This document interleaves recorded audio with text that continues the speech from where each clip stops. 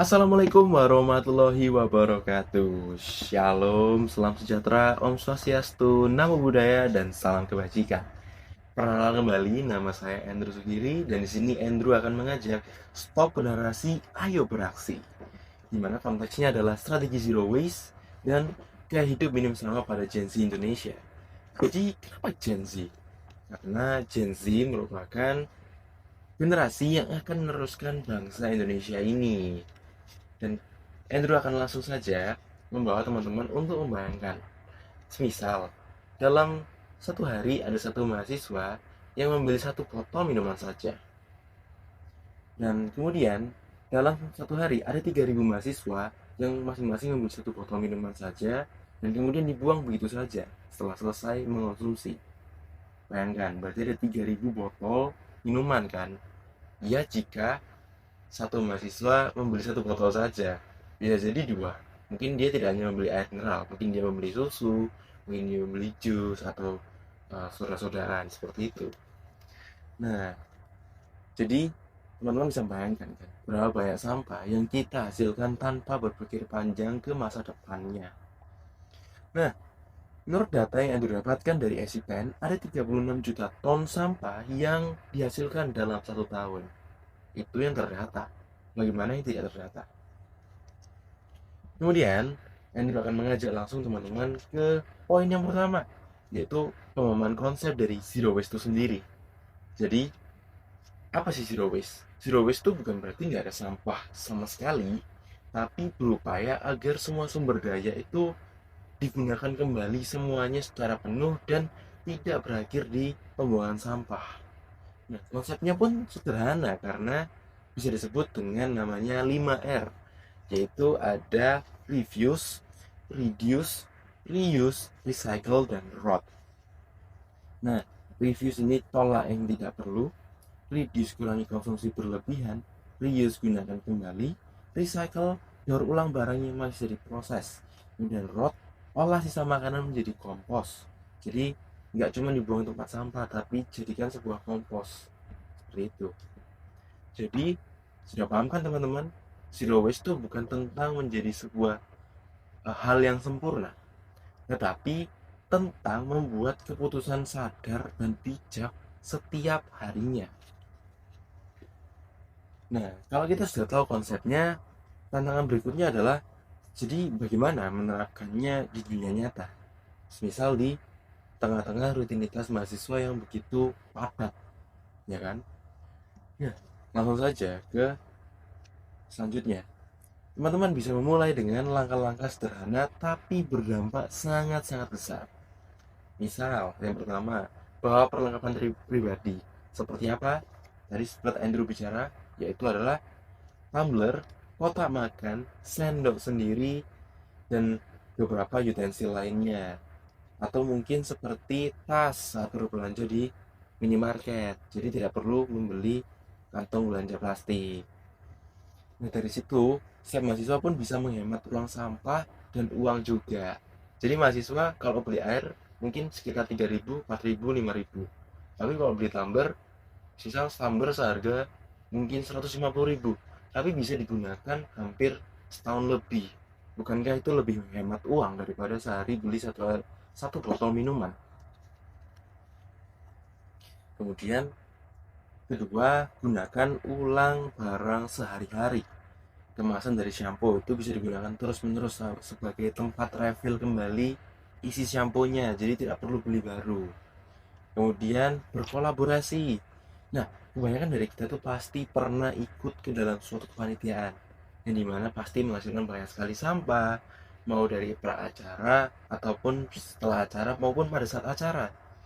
Yang biasanya itu contohnya adalah bungkus konsumsi dari makanan. Nah, kalau bisa kan bawa kotak makan sendiri atau bawa botol minum sendiri, nanti dari panitia menyediakan galon untuk mengisi ulang minuman. Dan itu pun juga menghemat keuangan dari kepanitiaan juga. Kemudian ada dukung kegiatan komunitas. Jadi bukan hanya mendukung tapi juga ikut beraksi di dalamnya. Mungkin salah satu contohnya, ini bukan komunitas tetapi seperti mungkin kolaborasi dari mata kuliah. Misal, di Untak sendiri ada mata kuliah manajemen PR. Nah, di situ ada campaign untuk membuat, misal salah satu campaign yang Andrew ketahui adalah Tumblr Over Trouble. Nah, di situ ada campaign untuk membuat IG story supaya orang-orang dipersuasi untuk ikut membeli tumbler dan tidak perlu membeli botol air minuman terus jika tidak urgent seperti itu. Dan itu salah satu campaign yang sangat-sangat bagus sekali untuk di masa depan. Nah, ada beberapa contoh di kampus seperti ITB sudah membuat sebuah fasilitas water refill station. Nah, bukankah itu sudah sangat baik, bukan? Nah, di situ ITB itu sudah berkolaborasi dengan mitra-mitra untuk menyediakan water refill station untuk isi ulang air. Bukankah itu hebat?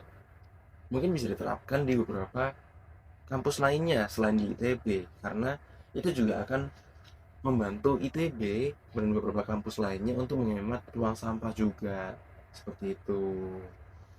Kemudian Andrew mau memberikan sebuah sedikit pemahaman, yaitu kebiasaan kecil ini bisa menjadi sebuah gerakan besar asal kita generasi muda itu mau konsisten melakukannya bersama-sama. Nah, langsung masuk ke poin terakhir, yaitu kita sebagai Gen Z itu bisa menjadi sebuah agent of change menuju gaya hidup minim sampah. Jadi, Gen Z adalah generasi perubahan yang cepat beradaptasi, inovatif, dan berkolaborasi, karena di zaman yang serba dengan teknologi bisa menjadi alat pendukung untuk bisa mendorong orang lain mau ikut bergerak. Nah, Gen Z itu adalah generasi yang sangat erat kaitannya dengan teknologi. Gen Z bisa menggunakan sosmed mereka untuk melakukan campaign seperti tadi, Tumblr Over Trouble. Nah, di situ Gen Z bisa memulai sebuah identitas baru atau sebuah cerita baru. Kalau Gen Z itu bukan hanya generasi yang cuman ngomong saja, bukan hanya sekedar generasi yang berdebat sana sini yang pada akhirnya tidak dilakukan gitu. Jadi Gen Z bisa menciptakan sebuah identitas baru bahwa Gen Z merupakan generasi yang mau turun langsung ke dunia nyata. Nah, kemudian jadi perubahan itu tidak perlu dimulai dari orang lain, bisa dimulai dari diri kita sendiri. Mulai dari hari ini, bukan besok, bukan nanti, bukan juga tahun depan, bukan juga menunggu orang lain. Seperti itu. Jadi, apa kesimpulan dari presentasinya Andrew hari ini? Jadi zero waste itu bukan konsep beridealisme saja, tapi sebuah strategi aksi yang benar, nyata dilakukan untuk mengurangi konsumsi hal-hal yang tidak penting. Kemudian setiap mahasiswa bisa menerapkan langkah-langkah sederhana yang berawal besar dari mulai membawa botol minum sendiri ataupun dari kayak kotak makan sendiri. Nah, yang terakhir, Gen Z punya tanggung jawab, beban moral kepada dunia untuk menjadi generasi yang beraksi, bukan sekedar bernarasi di belakang saja. Jadi, ayo kita stop narasi, ayo beraksi.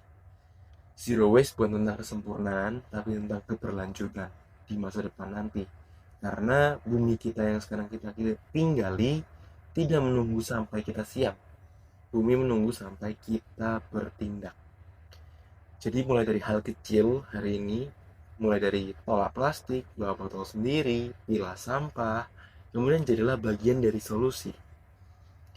Jadi itulah yang Andrew bisa berikan kepada teman-teman tentang bagaimana supaya stop generasi, ayo beraksi di strategi zero waste dan gaya hidup minim sampah pada teman-teman yang masih pada generasi Gen Z di Indonesia.